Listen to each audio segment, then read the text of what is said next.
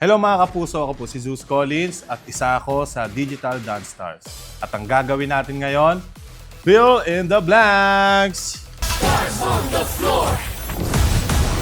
Ang threat na Digital Dance Star para sa akin ay si JM.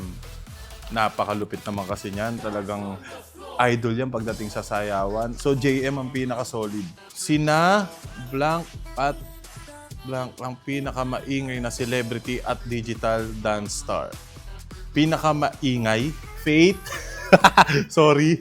Sina Faith at ako ang pinakamaingay na celebrity at digital dance star.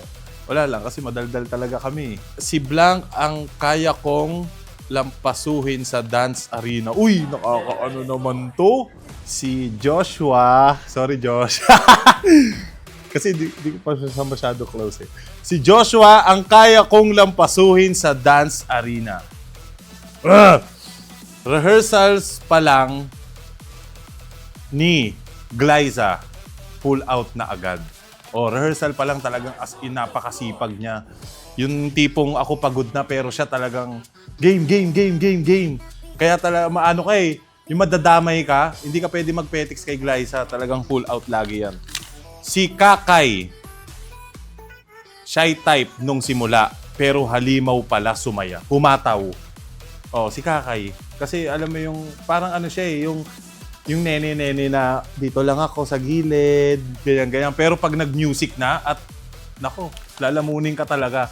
Ang threat na celebrity dance star para sa akin ay si Rojon Cruz. Kasi ang dami ng pinagdaanan nito pagdating sa sayawan eh. Kumbaga, veterans moves, yung mga ganon. Kumbaga, veterans moves to eh. Talagang ano siya, yung... Kumbaga, nagsisimula pa lang akong sumasayaw. Nakikita ko na siyang dancer talaga, as in. Ako po si Zeus Collins. Manood po kayo ng Stars on the Floor. Only on GMA. Stars on the Floor!